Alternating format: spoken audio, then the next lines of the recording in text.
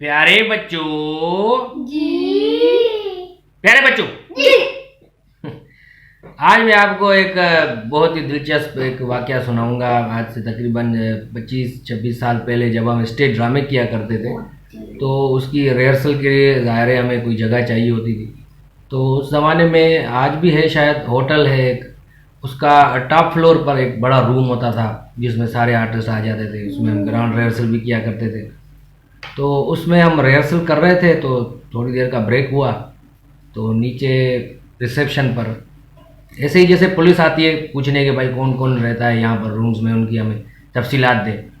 तो उस्ताद कमर मेमन जो हमारे ड्रामे का प्रोड्यूसर भी हुआ करता था, बड़ा खिदमतगार है, अल्लाह उनको ज़िंदगी दे, बहुत ही अच्छे आदमी हैं।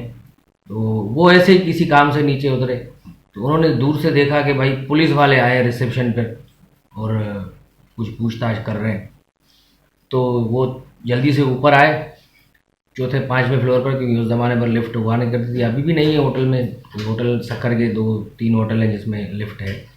तो जिस होटल में हम रिहर्सल करते थे तो थोड़ी देर ब्रेक हुआ तो सब ने पत्ते निकाले और ताश के पत्ते वहाँ पर खेलना शुरू हो गए। तो उस्ताद कमर मेमन जैसे ही नीचे गया, दिखा कि पुलिस आई, उन्होंने समझा कि शायद छापा पड़ गया है। तो वो ऊपर भागते हुए आए और आकर सब आर्टिस्टों को बोला चलो चलो जल्दी करो रिहर्सल करो, स्क्रिप्ट पढ़ो, नीचे छापा पड़ गया है होटल में। अगर ऊपर आए देखने तो उनको पता चले कि भाई हम आर्टिस्ट हैं, रिहर्सल कर रहे हैं। तो जल्दी जल्दी से सबने स्क्रिप्ट उठा लिए, स्क्रिप्ट पढ़ने शुरू हो गए।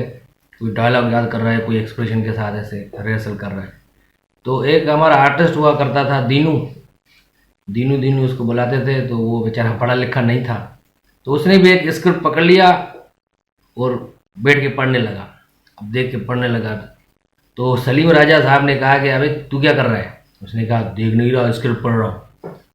तो सलीम राजा साहब ने कहा अबे उल्टा स्क्रिप्ट कौन पढ़ता है? तो वो दहशत में पुलिस की, तो ऐसा ना कि चापा पड़ जाए, उल्टा स्क्रिप्ट पढ़ रहा था। तो उसने स्क्रिप्ट फेंक के ऐसे कहा कि मुझे क्या पता उल्टा है या सीधा है।